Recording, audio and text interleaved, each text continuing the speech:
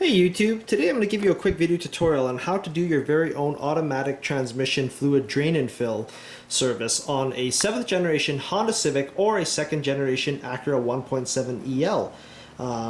The model years that are being covered in this tutorial are 2001 through 2005 and the procedure is exactly the same. Begin by putting a wood block or a suitable wheel chock on the rear wheels to prevent the vehicle from moving back. Very firmly apply the rear parking brake as tight as you can get it to prevent the vehicle from moving back when the front end of the car is being raised. Whenever working with a hydraulic jack and you're raising your vehicle and working underneath it, make sure that you use a suitable set of appropriate jack stands and place them at the jack support points located directly behind the front wheels for the front or directly in front of the rear wheels on the back. If you're not sure where that support point is, you can sort of see that there's a tab here directly behind this front mudguard. This is what the jack stand looks like with the vehicle lowered onto it.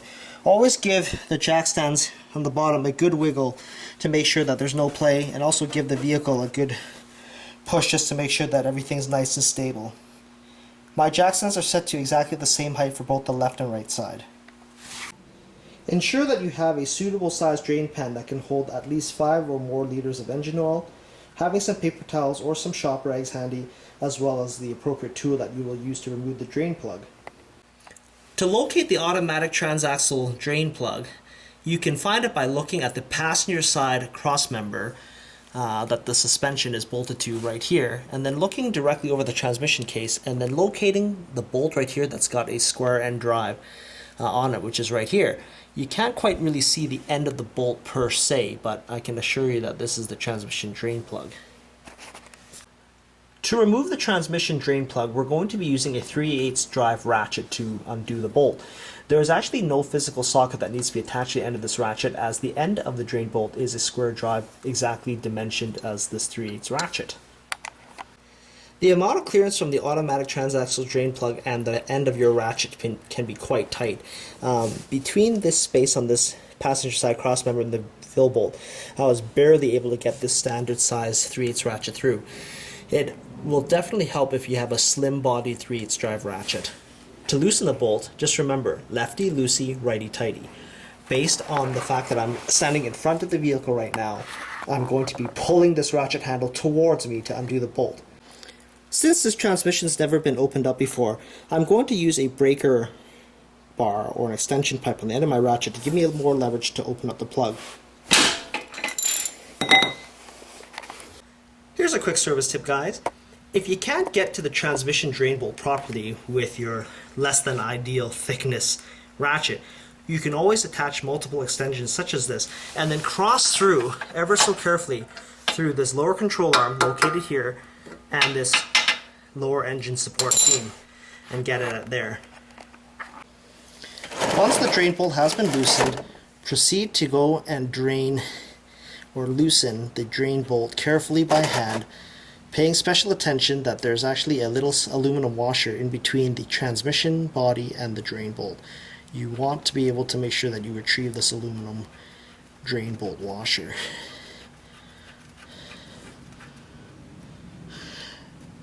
Another service tip here that's quite useful is making sure that you take your vehicle for a quick drive prior to draining the fluids, because it'll help the transmission drain a little bit better and quicker and more thoroughly. While the transmission is draining, we can proceed to go ahead and clean up the drain plug. Now, on every Honda transmission made in the last 15 years, the drain plugs, on their automatic transmissions at least, come with a magnet on the end of the plug. And as you can tell here, this magnet has quite a bit of metal filings, and where these filings actually come from is in fact from all the various clutches, bands, and gears with inside your automatic transmission. Since Honda doesn't employ a transmission oil filter on their transmissions, the only way to catch these metal particles is via a magnet. Other dirt or any other contaminants that make their way into the transmission will unfortunately be continually circulated through your transmission. So it's always wise to either service your fluid regularly to rid it of contaminants, or to make sure that when you're filling and servicing your transmission that you don't get any dirt into the transaxle in the first place. So it's really easy. The procedure to clean this is quite straightforward. We just want to make sure that we take a clean paper towel and wipe off all these particles on the drain plug, as well as cleaning up the drain plug washer as well as the drain bolt. Mating surfaces. Some people opt to replace this drain bolt crush washer. I don't bother. I've reused these literally millions of times without any ill effect. You can opt to buy a new one from Honda. I think they're about $1 for these drain plug washers. I just reuse them. Once your transmission has essentially finished draining, as it is here, you can just simply take a clean rag, wipe the drain hole of any dirt that might have accumulated around the drain bolt area, and then reinstall your transmission drain bolt. Now, it's worth mentioning that you need to make sure that you do have this aluminum washer that you had removed from the transmission earlier go between this drain bolt and the transmission housing, otherwise you will develop a leak.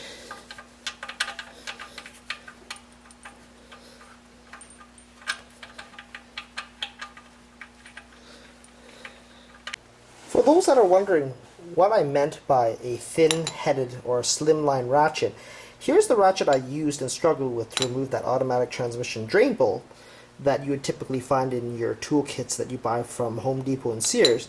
And here's a ratchet that's made by Snap-on. Not that you have to buy Snap-on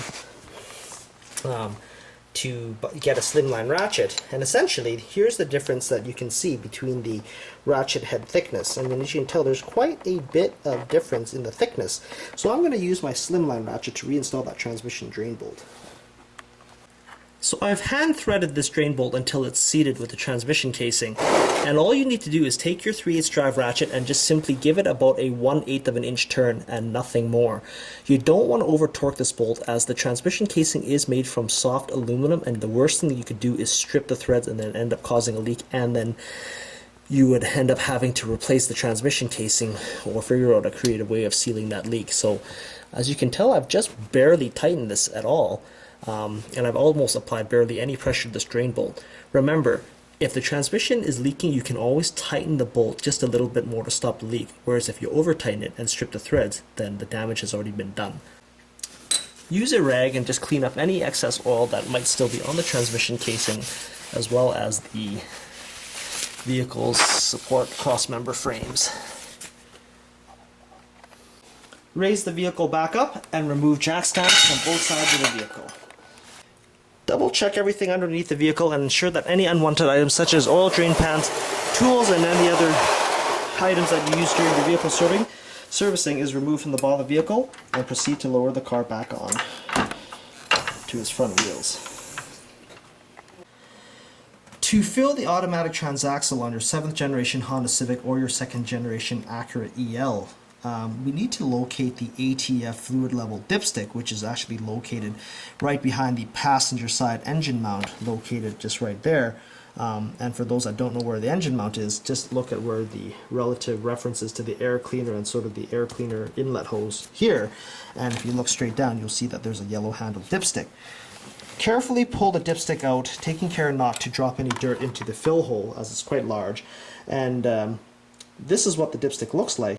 If you look directly below, you can sort of see the hole of where we're going to put our long-necked funnel down into to fill the transaxle.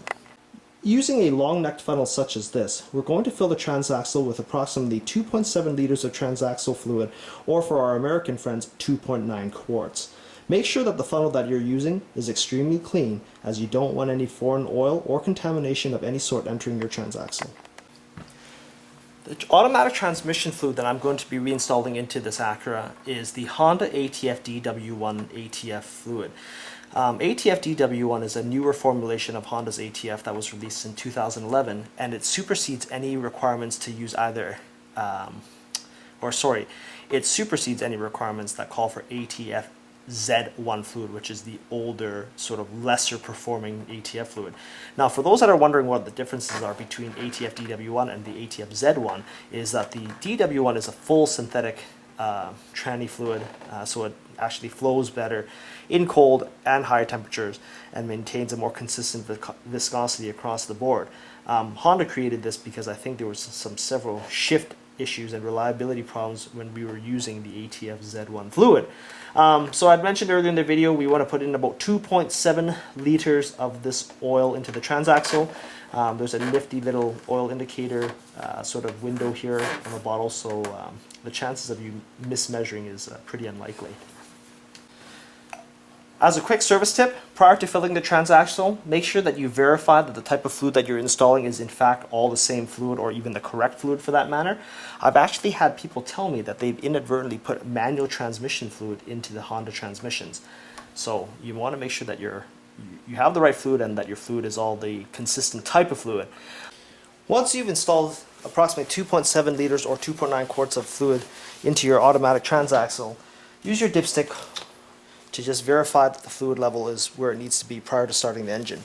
So as you can tell on the dipstick, the fluid level is right just slightly above that upper line on the above the hash marks.